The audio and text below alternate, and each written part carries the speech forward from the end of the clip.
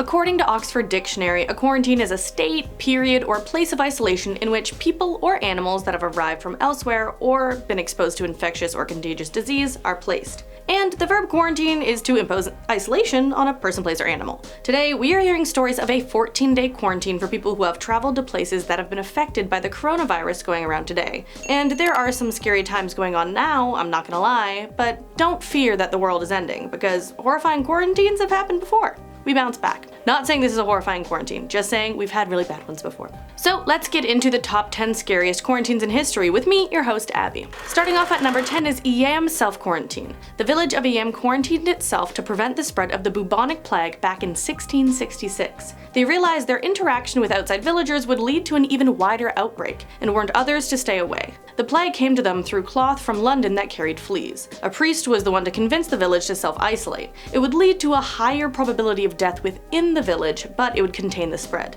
People ended up burying their own dead in fields and gardens instead of the graveyard. Between their village and the village of Stony Middleton was a boulder called the Boundary Stone. It had 6 holes drilled into the top of it, and the residents of EYAM put money in the holes to leave to the people of Stony Middleton so they could pay for food and medicine left by that neighboring village.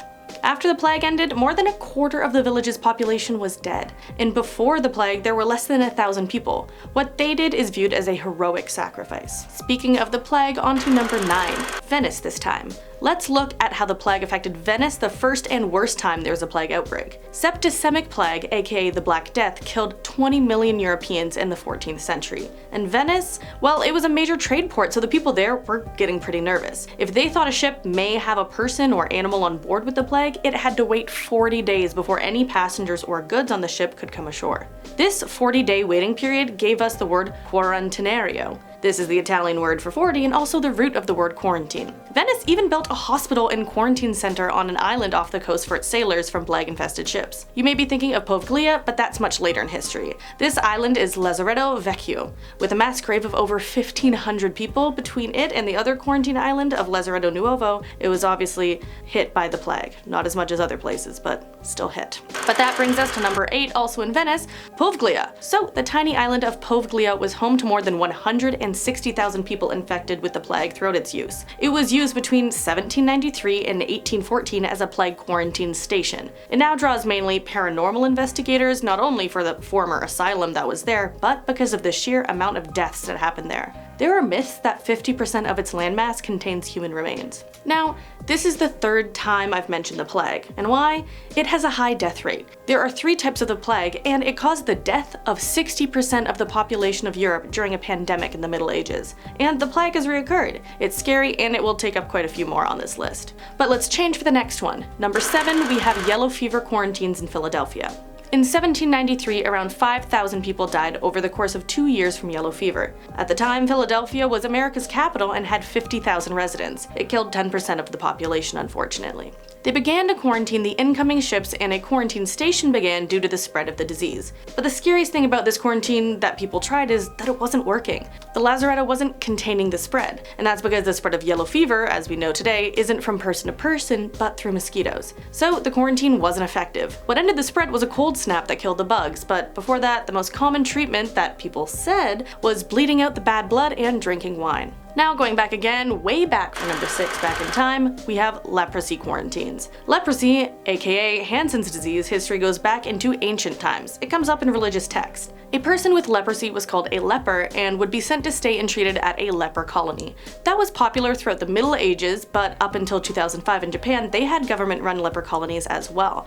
There are different accounts on what the states of these quarantined colonies were like in history. Some say the life was no different than a life outside, but other accounts say they were grim and neglected places. Way back when, there wasn't much information on the disease and it was widely feared. So hopefully they weren't bad as some say.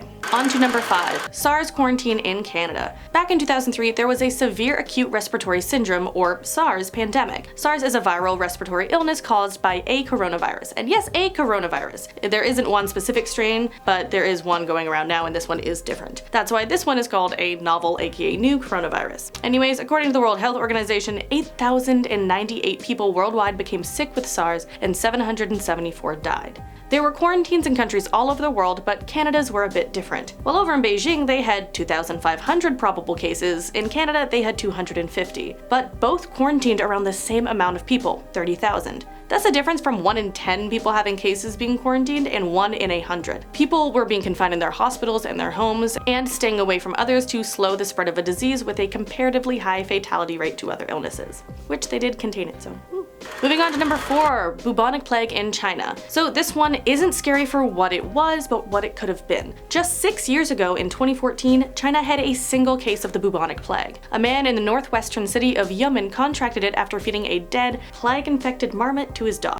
He died. 150 people had contact with him recently and they were all placed in quarantine. Plus, thousands of people were isolated when several districts in the city were sealed off. And it was a drastic measure, but it prepared the worst. The good news is after 2 days the quarantine lifted and there were no other cases reported. But imagine being in that quarantine with the rumor of the bubonic plague going around, something that feels like a thing of the past. Moving on to number 3, Typhoid Mary. So this one is different than many others. It's a one-person quarantine. Mary Mallon was an Irish-born cook in New York City. It was 1907 and her work as a cook meant she interacted with a lot of things that other people touched and ate. But she carried the bacteria that causes typhoid fever. It's a form of salmonella that causes fever, diarrhea, and death. But she was immune, so she unknowingly spread the bacteria for a while. Once authorities found out, they put her in a 3-year quarantine on North Brother Island. She said she would never cook for others, but then she did after her 3-year quarantine. She liked to make peach ice cream and it must have been good. So she was apprehended in 1917 and sent back to the island for 23 more years until she died.